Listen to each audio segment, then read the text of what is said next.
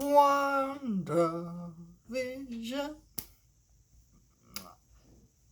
I gotta be honest. This episode was not very engaging to me, and I think this is probably my least favorite episode. Probably the black and white episodes are probably my least two favorite with this show. But if we're not counting those, I think this one's up there. In fact, you know what? I think I would sooner rewatch those than this one.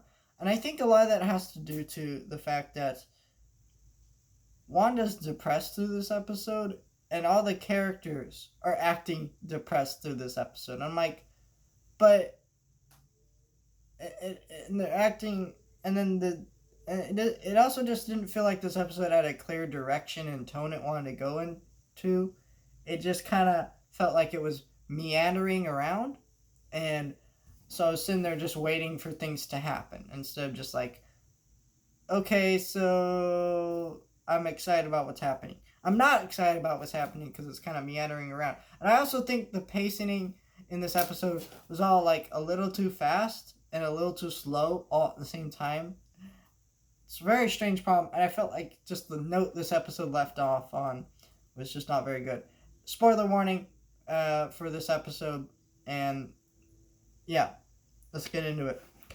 So in this episode, Wanda's depressed after the events of last week's episode. We don't see Vision for the first half of this episode, and we don't see Quicksilver.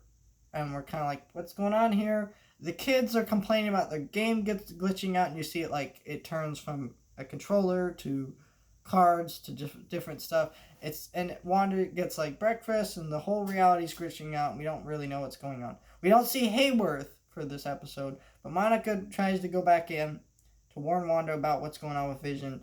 Hayward's up to something, and she kind of has a better idea what it is, so she goes into the reality, and it's clear that she obtains powers from her blue eyes, and she goes into Warner, but while Wanda's depressed, Agnes watches the kids, and then so when Monica gets in there and warns Wanda, Agnes goes over, gets to Wanda, walks off with her, brings her home, and Wanda's sitting in the house going, "Where's my kids?" She goes, "Oh, they're probably in the basement." And then she reveals in the basement that everything that's been going on in this reality,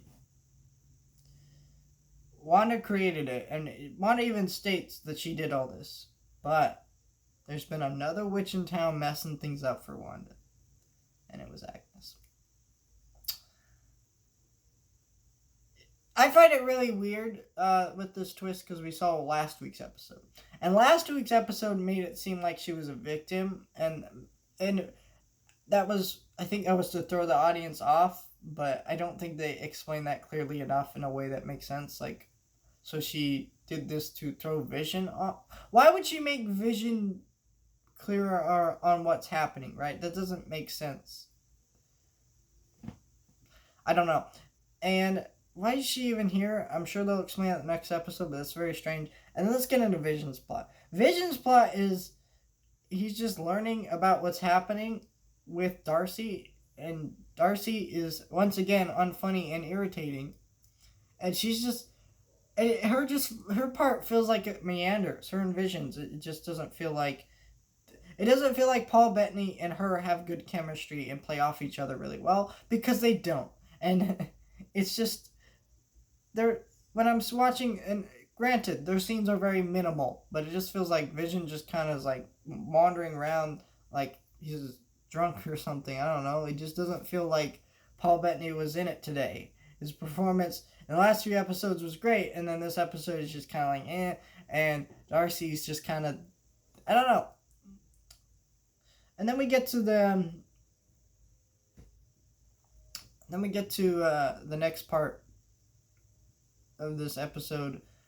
Monica, and this is at the end credits, Monica opens the thing to the basement, and Quicksilver shows up. So that explains what Quicksilver was.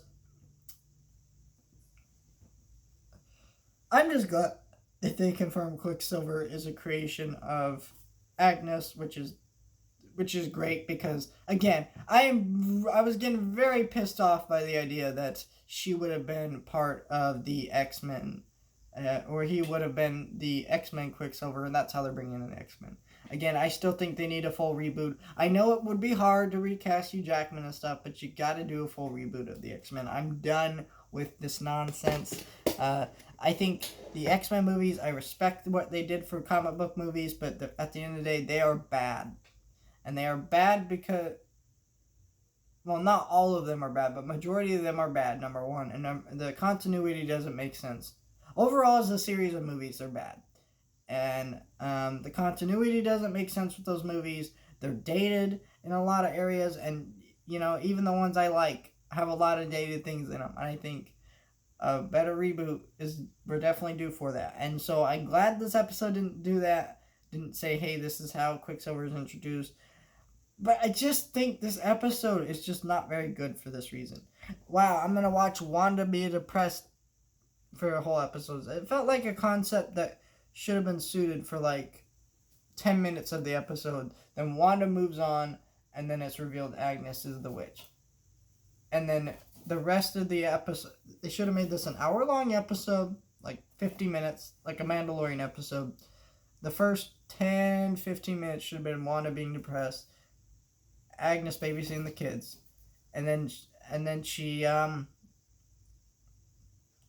does that. And then that's what should have been the first half, and then the next half should have been Agnes revealing what her deal is. It's clear that this show did not need 9 episodes to tell a story. It needed 8, and I think this episode definitely should have been trimmed down. This episode just did not grab me, and I think it wasn't like a horrible episode. I liked the plot reveals and stuff, but just I needed more, and it just wasn't engaging enough to make me ignore the fact that I needed more. So